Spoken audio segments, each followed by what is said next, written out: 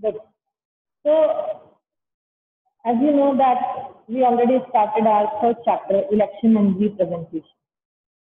So yesterday we discussed about the topic of FPTP, first past the post. I hope that this topic is very clear to you. कि जो सबसे पहले post पास कर लेता है, सबसे पहले उसको विन कर लेता है, वो विनर होता है और उसकी रेस किसके साथ है, कैंडिडेट के साथ। तो फिर हमने वो वेरिएशन देखा था कि जहां पर कांग्रेस को 48% वोट मिले हैं लेकिन उसकी सीट क्या है, 415 है।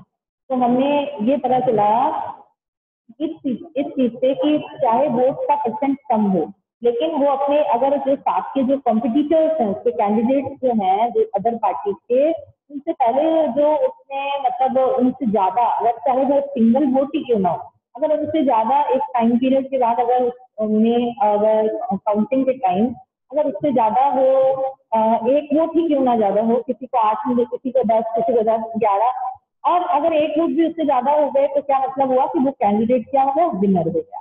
तो हमने ये देखा कि जो पब्लिक थी उन्होंने कितना वोट किया, 48% ही वोट किया कांग्रेस पार्टी के लिए, लेकिन उसकी सीट कितनी हुई, 80% की। तो ये हमें समझ में आया कि बहुत ही सिंपल मैथड है, जिससे कि एक इलेक्शन का इतना सिंपल मैथड है कि यूं कह सकते हैं कि बहुत ज्यादा इसमें नॉलेज की जरूरत नहीं है, बहुत एक्सपर्ट होने की जरूरत नहीं है। हमें ये समझ में आया कि जिसके वोट, यहाँ तक कि हम ये मान सकते हैं कि जो रूरल एरियाज में पीपल रहते हैं, they can also understand this system very easily. That's why and one reason is that we have adopted this FPTP in India. तो ये भारत में अपनाने का एक ये रीजन ये है। हमने दूसरी तरफ PR देखा था, प्रोपोर्शनल रिप्रेजेंटेशन।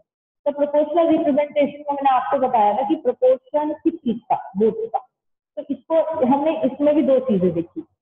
प्रोपोर्शन रिप्रेजेंटेशन जो कि मैंने आपको क्लियर किया, प्रोपोर्शन मतलब किसका, यानी मैंने आपको ये बताया था कि जैसे ये है ना, 1, 2, 3 और ये 4। तो अब सबका प्रोपोर्शन अलग अलग हो गया, ठीक है। समझ लीजिए जैसे मैंने ये बोला कि इसका 70 है, इसका 60 है, इसका 50 है, इसका 40 और इसका 30। तो जिस प्रोपोर्शन के अंदर इनके जो वोट्स होंगे उसी प्रोपोर्शन में इनकी सीट्स होगी। तो 2 वेरिएंट्स हमको समझ में आए थे। वो 2 वेरिएंट्स क्या थे?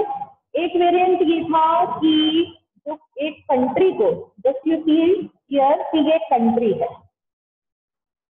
इस कंट्री को एक वन सिंगल कॉन्स्टिट्यूएंसी के अंदर डिवाइड कर दिया है, ठीक है। अब वन सिंगल कॉन्स्टिट्यूएंसी है। अब यहाँ पर जो पीपल्स वोट करेंगे वो किसको का वोट करेंगे? Peoples they will cast their vote to party, वो पार्टी को वोट देंगे, ठीक है। उसके बाद जिस पार्टी को, समझ लीजिए ये A पार्टी है, ये B है, ये C है, ये D है और ये E पार्टी है। A पार्टी को जो है 70% वोट मिले तो उसी हिसाब से उसकी सीट्स हो जाएंगी। और इसके अंदर जो चीज हमें समझ में आई, what is the I think that unique thing is this कि किसी भी पार्टी को कितने भी परसेंट वोट मिले वो मैटर करता है, लेकिन हर पार्टी को उस लेजिस्लेचर में सीट जरूर मिलेगी इन प्रपोर्शन ऑफ वोट। तो बात क्या चल रही है PR की? Proportion of vote.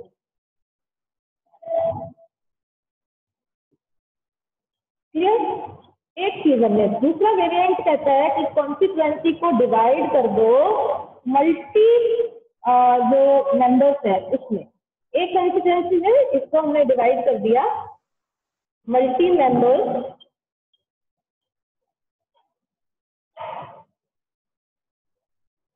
कॉन्स्टिट्यूएंसी। अब इसमें क्या होगा, जैसे हमने कहा A पार्टी अपने 10 मेंबर को लेकर आती है, एक A पार्टी है वो अपने 10 मेंबर को लेजिस्लेचर के चुनाव में जो है लाना चाहती है। तो वो जो A पार्टी होगी वो इस कॉन्स्टिट्यूएंसी से भी उसको लड़वाएगी, इधर भी, ठीक है। वो 10 मेंबर को अलग अलग, मतलब 10 मेंबर्स हो गए, उनको अलग अलग कॉन्स्टिट्यूएंसी से वो इलेक्शन लड़ेंगे। अब बात ये होगी कि ये जो मल्टी जो मेंबर्स होंगे यहाँ पर भी वोट किसको जाएगा? पार्टी को जाएगा, ठीक है। फिर एट लास्ट वही होगा सेम चीज कि जिस पार्टी को, यहाँ मेंबर को नहीं, जिस पार्टी को वोट जिस हिसाब से मिलेंगे उसी प्रोपोर्शन में उनको सीट मिलेगी। ये दो वेरिएंट है, दोनों का जो रिजल्ट है सेम ही है कि in proportion of vote they will secure there seat in legislature. तो ये वेरिएंट हमने देखा इसके अंदर। अब जो हम बात करने वाले हैं वो है इजराइल। एक टॉपिक आपका है, इजराइल का टॉपिक है ना। उसमें देखिए आप क्या है, जैसे हमने कहा प्रोपोर्शनल रिप्रेजेंटेशन इन इजराइल, कि इजराइल के अंदर प्रोपोर्शनल रिप्रेजेंटेशन किस तरह से। तो एक छोटा सा आपका ये तरह केस स्टडी है। प्रोपोर्शनल रिप्रेजेंटेशन अगर हम इजराइल में देखें तो वहां की जो लेजिस्लेचर है उसका क्या नाम है, नेसेट। अब यहाँ पर हर 4 इयर्स के बाद क्या होते हैं, इलेक्शन होते हैं, ठीक है। अब यहाँ पर जो प्रोपोर्शनल रिप्रेजेंटेशन जो फॉलो किया गया, सेम प्रोसीजर है, proportion of vote and according to those vote seats are secured. सबसे पहले जो काम करते हैं प्रोपोर्शनल रिप्रेजेंटेशन में, वो तरीका क्या है, सबसे पहले लिस्ट ऑफ कैंडिडेट तैयार की जाती है, पार्टी तैयार करती है, उनका नॉमिनेशन तैयार करती है कि कौन से कैंडिडेट को वो जो है इलेक्शन के लिए लाना चाहते हैं, and voter vote for the party. अब मैंने आपको क्या कहा, वो जो सिस्टम था ना, वन कंस्टिट्यूएंसी वाला सिस्टम नहीं आता।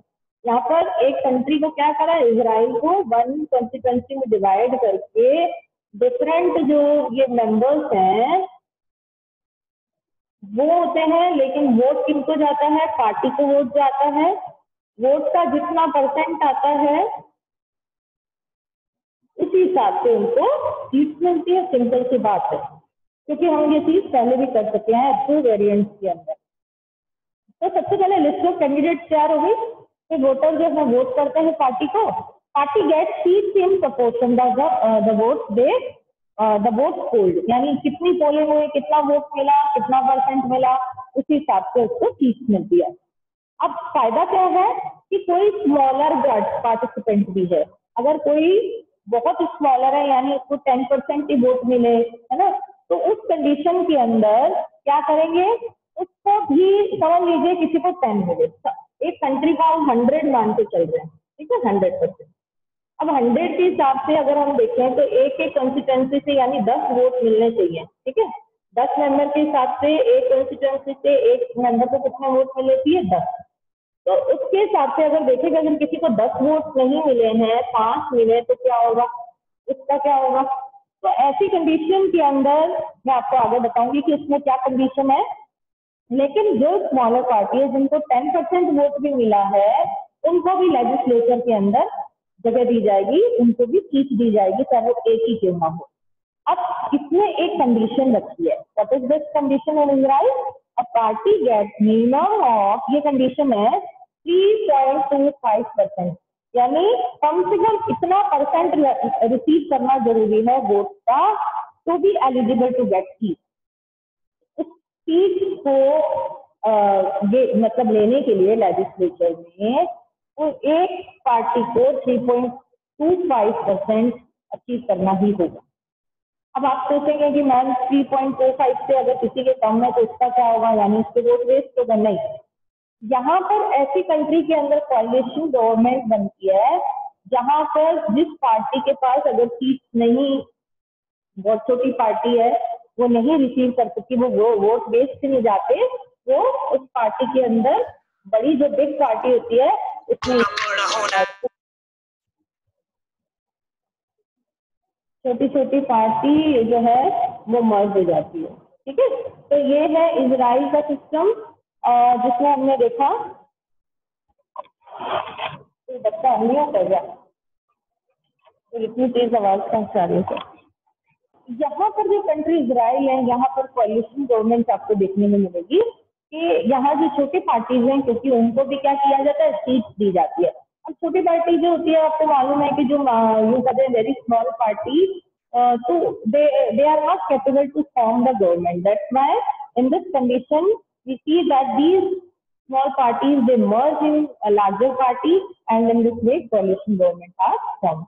So number of we can say the parties are and the percent of votes, their seats are given in your textbook.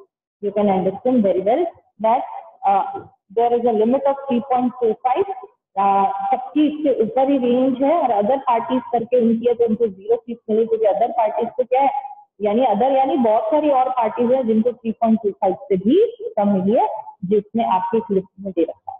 तो ये हुआ इजराइल का। अब हम बात करते हैं पीआर इन इंडिया। भारत में कैसे पीआर का क्वेश्चन है उसको हम समझेंगे।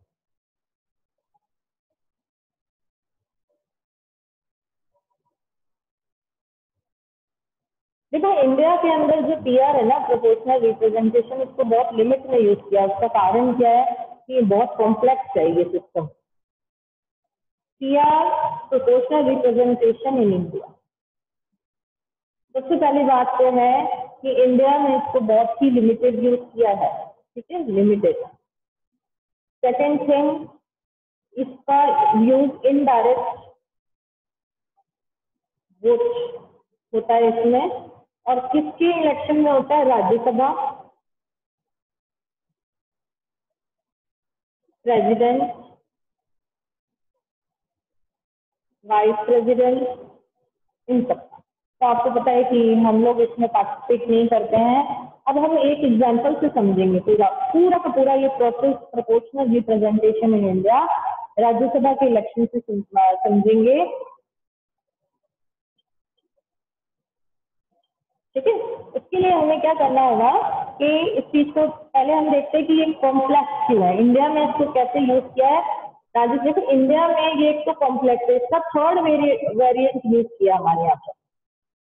वो थर्ड वेरिएंट क्या, दो वेरिएंट हम देख चुके हैं कि एक कंट्री को एक कॉन्स्टिट्यूंसी में, फिर मल्टी मेंबर कॉन्स्टिट्यूंसी में। हमारी इंडिया में क्या खास बात है, हमारे इंडिया के अंदर एक तो प्रोपोर्शनल रिप्रेजेंटेशन तो है ही, लेकिन थर्ड चीज है कि इसमें सिंगल ट्रांसफरेबल वोट का यूज किया गया है।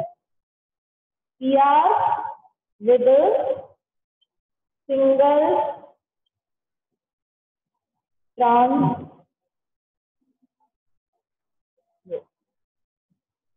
इसको मैं आपको बाद में समझाऊंगी, सिंगल ट्रांसफरेबल, ठीक है, पहले पीआर को समझ लें। तो ये इसलिए इंडिया के अंदर क्या है, ये थर्ड टाइप ऑफ वेरिएंट है, और ये मेथड जो है बहुत कॉम्प्लेक्स है, इसलिए इनडायरेक्ट जहाँ पर वोट है वहीं पर यूज किया जाता है, ठीक है। अब सबसे पहले बात है कि जैसे हम राज्यसभा के इलेक्शन की बात करते हैं, आपको पता है कि राज्यसभा के अंदर, राज्यसभा क्या है, एक परमानेंट हाउस है। क्यों कहते हैं परमानेंट हाउस? क्योंकि ये हाउस कभी नेवर डिजॉल्व, कभी डिजॉल्व नहीं होता, पहली चीज। सेकेंड थिंग, ये परमानेंट क्यों है? क्योंकि इसके हर बार 1/3 मेंबर्स जो है उनका टेन्योर पूरा होने के बाद वो रिटायर हो जाते हैं, और इंटरनल वोटिंग होके वापस ये मेंबर्स जो है मेंबरशिप ले लेते हैं। क्लियर? तो हमें ये बात समझ में आ गई। अब आगे जो चीज समझनी है वो तरीका क्या है। अब राज्यसभा के चुनाव है, ठीक है, राज्यसभा के चुनाव अभी आपने लेटेस्ट भी जो है देखा आप लोगों ने कि किस तरह से इलेक्शन हुआ। तरीका क्या है, इनको वोट कौन करता है, इनको चुनता कौन है, ठीक है। तो आपको पता है कि राज्यसभा के जो मेंबर्स हैं, देखो दो तरह के मेंबर होते हैं, एक होते हैं एमपी, एक होते हैं MLA, member of parliament, member of legislative assembly, क्योंकि हम बात क्या कर रहे हैं, मेंबर ऑफ लेजिस्लेटिव असेंबली की। तो यहाँ जो एमएलए जो होंगे वो किसका वो इलेक्शन करेंगे, वो सिलेक्ट करेंगे मेंबर्स ऑफ राज्यसभा, ठीक है। अब बात ये आती है कि इन राज्यसभा के मेंबर्स जो है उनका पता कैसे चलता है कि कितने मेंबर कहाँ से कैसे होंगे, किस स्टेट से आएंगे। तो देखिए यहाँ एक सिस्टम है, वो सिस्टम क्या है कि इंडिया के अंदर जो स्टेट्स है उन स्टेट्स का, हर स्टेट का एक सेपरेट कोटा है। जैसे हम बात करें राजस्थान, यूपी, बिहार, है ना। अब जैसे हमने मान लिया राजस्थान से 16, यूपी से 12, बिहार से 4, आप ये सोचेंगे कि ये नंबर जो है वो क्या हम अपने अकॉर्डिंग भेजते हैं इनको? नहीं, जिस स्टेट की पॉपुलेशन, इसको ऐसे कर लेते हैं, यूपी का 16 कर देते हैं, राजस्थान का 12। देखिए, क्योंकि ये एरिया वाइज नहीं है, जिस स्टेट की पॉपुलेशन ज्यादा होती है, पॉपुलेशन बेस्ड जाइए, जिस स्टेट की पॉपुलेशन ज्यादा होती है उसके मेंबर ज्यादा आते हैं। ठीक है। तो हमने कहा यूपी आपको पता है it is the most popular state, तो इस पे 15 मेंबर्स कर लिए, फिर राजस्थान की हमने बात कर ली, फिर हमने बिहार की कर ली। तो अलग अलग स्टेट का अलग अलग प्रोसीजर रहता है। ठीक है। अब ये जो हमें ये भी पता चल गया ये मेंबर्स कैसे इलेक्ट होता है, इनडायरेक्ट वोटिंग के थ्रू, और इनको इलेक्ट कौन करता है, एमएलए करते हैं। ठीक है। अब बात ये आती है कि कितने वोट चाहिए, कौन इसका मेंबर बनेगा। हमें एक बेसिक चीज तो समझ आ गई कि आते कैसे हैं, कौन होते हैं, इसका एक तरीका है। अब हमारे सामने एक क्वेश्चन है, क्वेश्चन ये है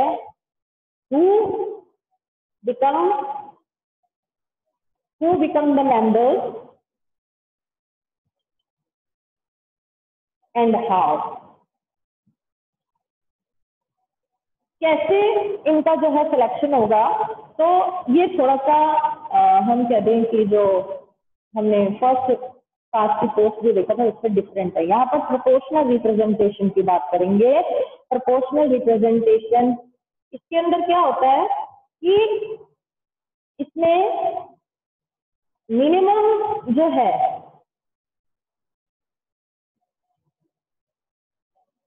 कोटा वोट चाहिए।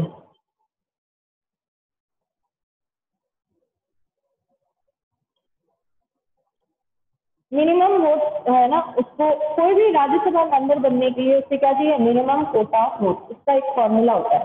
वो फॉर्मूला क्या है, व्हाट इज दिस फॉर्मूला। तो उस फॉर्मूला के देखिए सबसे पहले हम बात करते हैं, एक तो है टोटल वोट पोल्ड, कितने वोट आएंगे। नीचे हम बात करते हैं कितने कैंडिडेट्स हैं, उसके दावेदार कौन है, +1, और फिर यहाँ +1। तो हम एक अब इसको एग्जाम्पल से समझते हैं। मान लीजिए सीट कितनी है राज्यसभा की, 4, मेंबर कितने हैं जो वोट करेंगे, 200। ठीक है। और अब कौन से स्टेट से कितने मेंबर आएंगे ये हमने देख लिया। तो हमारा जो फॉर्मूला है वो यहाँ पर ये काम करेगा, टोटल जो वोट पोल्ड होंगे वो कौन करेगा, 200 मेंबर्स करेंगे, प्लस कैंडिडेट कितने हैं, 4, +1 and +1, this is the formula. इस हिसाब से देखें तो क्या हो जाएगा, 41। तो यानी जो मेंबर कितने स्कोर कर लेगा, इतने वोट स्कोर कर लेगा, वो राज्यसभा का मेंबर हो जाएगा। ठीक है। तो ये एक सिस्टम है प्रोपोर्शनल रिप्रेजेंटेशन का, जिसमें हमने ये देखा कि किस तरह से मेंबर्स को इलेक्ट किया जाता है और कौन जो है किसको कितने ये अगर मेंबर्स को वोट मिलेंगे तो वो यहाँ का राज्यसभा का मेंबर होगा। ठीक है। अब आगे बात करते हैं। अब हम एक एज्यूम करते हैं सिचुएशन। वो सिचुएशन क्या एज्यूम है कि मान लें कि इन 4 जनों में से ये 4 पर्सन हैं, ठीक है, 4 पर्सन चुने, लेकिन एक ही पर्सन को 41 वोट मिले, बाकी 3 पर्सन को नहीं मिले। अब क्या करेंगे इस सिचुएशन में, इन मेंबर्स को कहां से लाएंगे, इसीलिए अब रोल बता रही हूँ, सिंगल ट्रांसफरेबल वोट।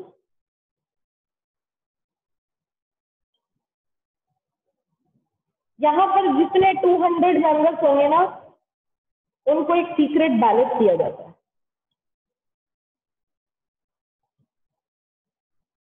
कुछ इस तरह का होता है। यहाँ पर कैंडिडेट जितने कैंडिडेट्स होंगे ना उन सबका नाम होगा, फिर 1 2 3 4 5,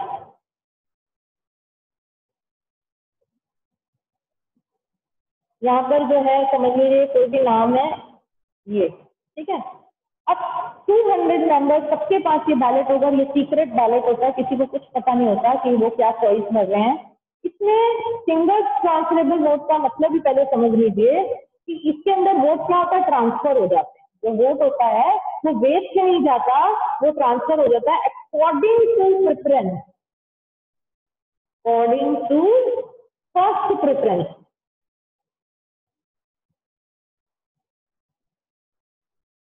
समझ रहे बात को। तो मान लीजिए कि किसी ने इसके लिए 1 नंबर पे इसको, ये पर्सन 1 है, इसने इसके लिए किया, ठीक है, किसी ने जो है इसको 1 नंबर पे किया, जो 2 नंबर है इसको 1 नंबर पे, तो इस तरह का एक सीक्रेट बैलेट तैयार होता है जिसके अंदर प्रेफरेंसेस देते हैं, ठीक है। अब मान लीजिए कि ऐसा है, एक और हम लोग फिगर देखते हैं, एक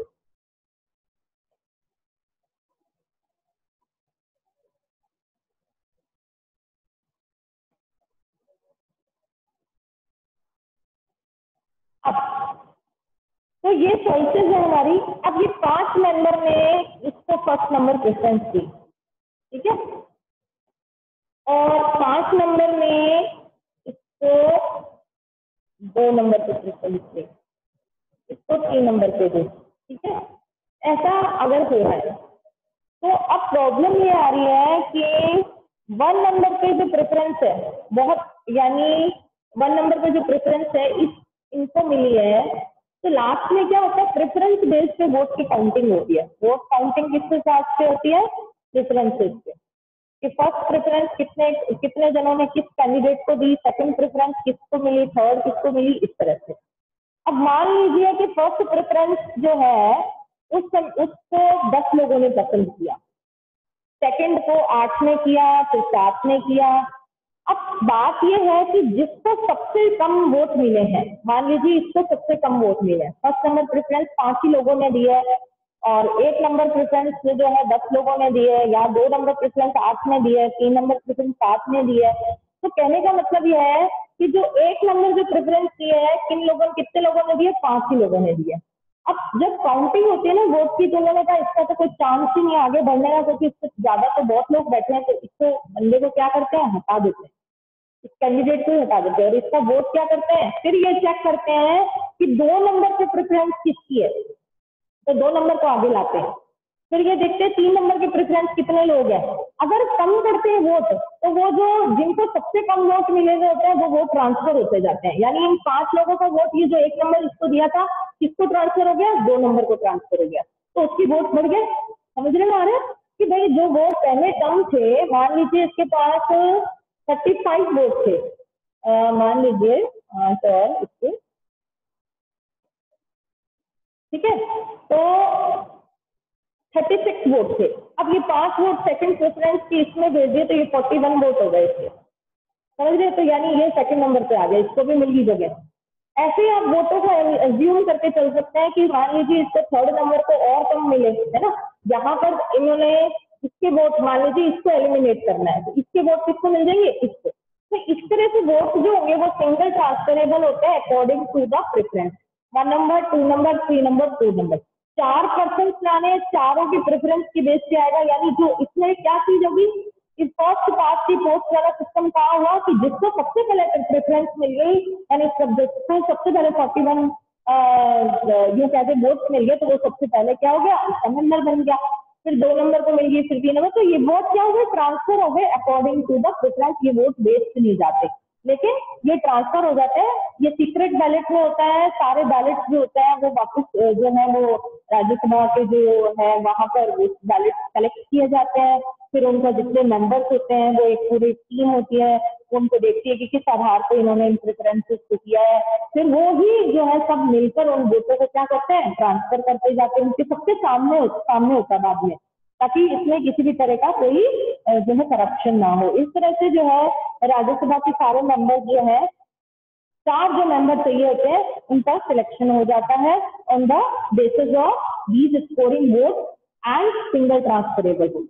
तो इंडिया के अंदर जो हम यूज करते हैं, जो सिंगल ट्रांसफरेबल वोट जो है वो सिस्टम यूज किया है, और प्लस प्रोपोर्शनल रिप्रेजेंटेशन की। तो इसलिए हमने क्या कहा कि इंडिया का जो सिस्टम है वो एक यूनिक सिस्टम है, जहां पर दोनों चीजों को यूज किया जा रहा है, प्रोपोर्शनल रिप्रेजेंटेशन भी किया जाता है और सिंगल ट्रांसफरेबल।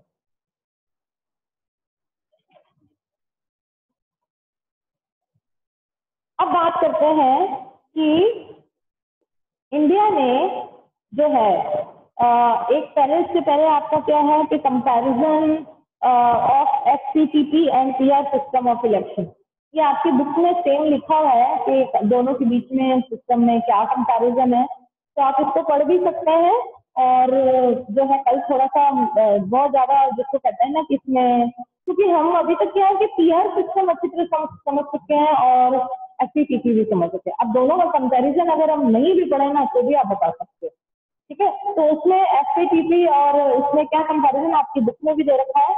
तो इसमें सबसे पहले होता है कि एफपीटीपी में हम देखते हैं कि पूरी कंट्री को क्या करते हैं, डिवाइड कर देते हैं डिफरेंट कॉन्स्टिट्यूएंसीज में। इतने मेंबर्स होते हैं, जैसे हमने कहा 543 में।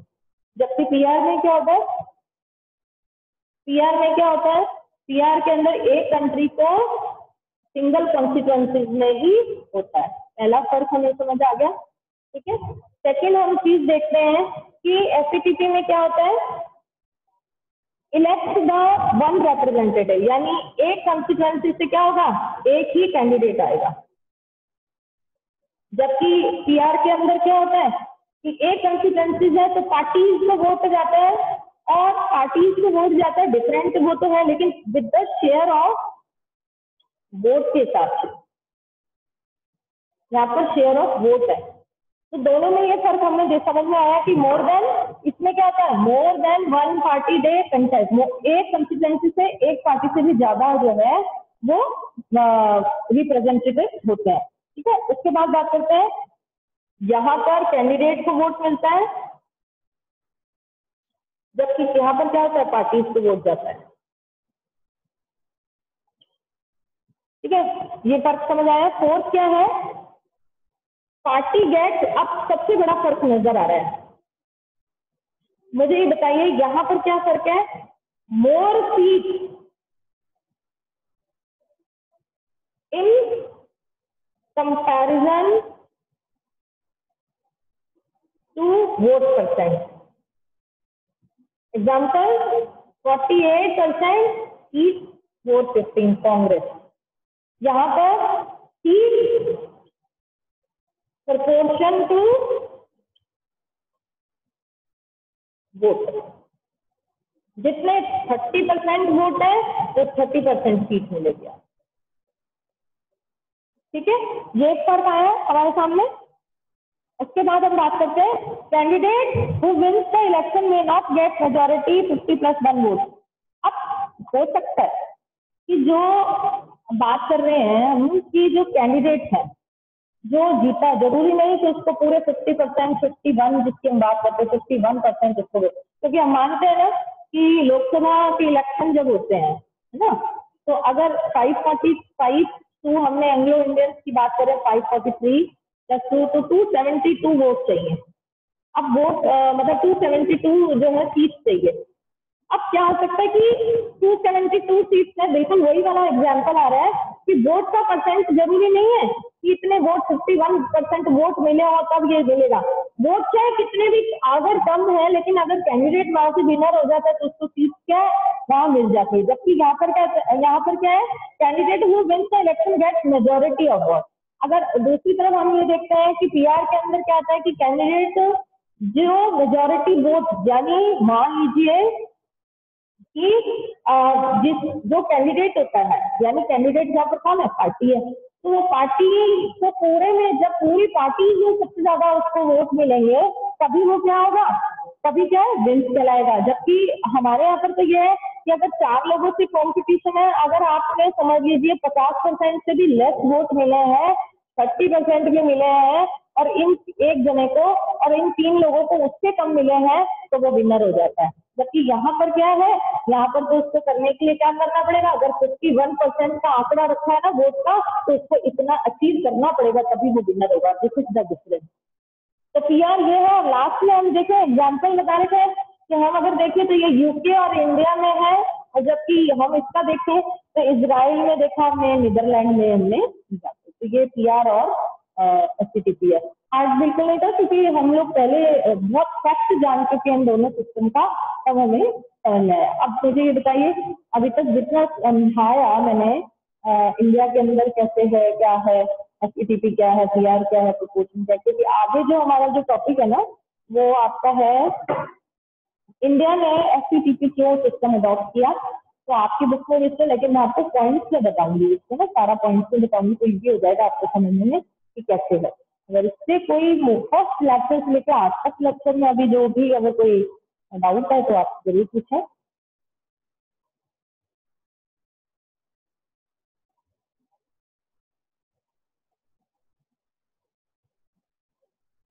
Any doubt you want to ask?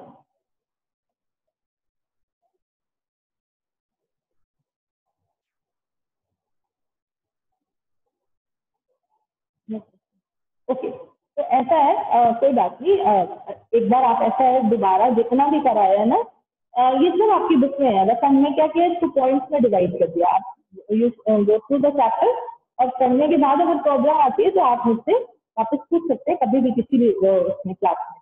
तो अब नेक्स्ट जो टॉपिक हम कर रहे हैं कि इंडिया के अंदर इस सिस्टम को क्यों अडॉप्ट किया है, तो उसकी हम एडवांटेजेस देखेंगे with comparative study of CR. कि दोनों में कंपैरिजन के साथ पढ़ेंगे ना तो हमें समझ में आएगा कि क्यों इंडिया ने पीआर को अडॉप्ट क्यों नहीं किया और इसको क्यों किया। ठीक है, ये देखते हैं एडवांटेजेस। देखिए सबसे पहले अगर मैंने पहली लाइन जो बोली थी वो क्या थी, पहली लाइन जो देखी थी वो हमने क्या थी,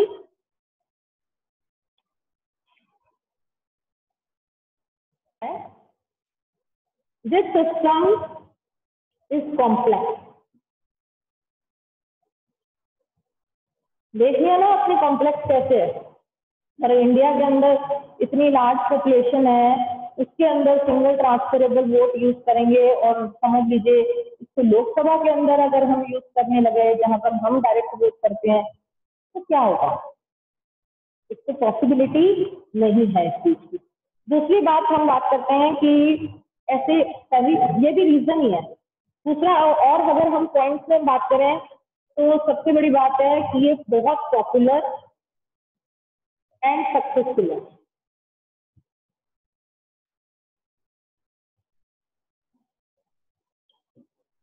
अब पॉपुलर एंड सक्सेसफुल है ये मत सोचना कि कोई चीज फेमस है तो इसलिए हमने उसको अडॉप्ट किया, इसके पीछे लॉजिक है, इसके पीछे क्या है, रैशनैलिटी है। ये बहुत इजी है, easy method, easy system to adopt and apply. किसी पर्सन को भी अगर अगर आप देखें कि जब भी इलेक्शन होता है तो हमारे यहाँ पर क्या होता है, जैसे हम कह सकते हैं एक फेस्टिवल जैसा होता है कि वोट करने जाना है हमने, और लोगों में एक बहुत उत्साह होता है और वो होना चाहिए। ठीक है ना, क्योंकि हम क्या कर रहे हैं अपनी डेमोक्रेसी जो है उसका सेलिब्रेशन कर रहे हैं। अब रूरल एरियाज में भी आप लोग जब भी जो न्यूज चैनल से रिपोर्ट वगैरह आती है तो आप देखते हैं न्यूज चैनल कि भाई इतने % वोट हुआ, वहां पर देखिए उससे पहले से ज्यादा हुआ। तो आप मुझे बताइए कि क्या वो वोट सिर्फ देखा देखी में वोट जाता है? ठीक है, मान लिया कि कुछ चीजें ऐसी भी हो सकती है, लेकिन ज्यादातर लोगों को पता है कि हमें तो वो क्या है, कैंडिडेट को कम पहचानते हैं तो पार्टी को ज्यादा जानते हैं कि हाँ बीजेपी है, कांग्रेस है, कौन सी पार्टी को वोट करना है। तो ये इतना इजी सिस्टम है कि कोई भी इजीली जो है वो समझ सकता है कि ज्यादा पढ़ा लिखा नहीं है, ज्यादा एजुकेटेड नहीं है तो भी उसे समझ में आएगा कि ये पार्टी क्यों जीती है, क्योंकि इनके वोट ज्यादा है। तो इस वजह से हम कह सकते हैं कि इजी सिस्टम है तो अडॉप्ट एंड अप्लाई। ठीक है, ये एक रीजन हो सकता है। दूसरा फोर्थ चीज जो हमें समझ में आ रही है, एसपीटीसी क्या है, वाइडर चॉइस देता है। वाइडर चॉइस किसमें, कैंडिडेट्स में। जबकि पीआर क्या होता है, कंपैरिजन में पढ़े, पीआर क्या करता है, पार्टीज है वहां पर, हम कैंडिडेट्स को नहीं जानते हैं। ठीक है, कैंडिडेट नहीं है यहाँ पर, हम कैंडिडेट को नहीं जानते। जबकि आपको पता है कि अगर किसी लोकेलिटी का कैंडिडेट होता है तो हमें पता होता है कि हम किस कैंडिडेट को वोट करें। हमें ये पता है कि ये बीजेपी का है, ये जनता दल का है, ये कांग्रेस का है, तो हमें किसको वोट करना है, 1 2 3 किसको वोट करना है। तो जिस पर्सन को हम वोट करते हैं वो पर्सन क्या हो जाएगा, उस एरिया का, उस कॉन्स्टिट्यूंसी का क्या हो जाएगा, अकाउंटेबल पर्सन हो जाएगा। यानी अगर हमारी कोई भी प्रॉब्लम होगी तो उसको सॉर्ट आउट करना हो, हमने उसको जिताया, हमने उसको वोट दिया, तो हमारे पास वाइडर चॉइस है। जबकि जो पीआर में है आपको चॉइसेस नहीं मिलेगी। ठीक है, तो ये एक रीजन हो गया, ठीक है।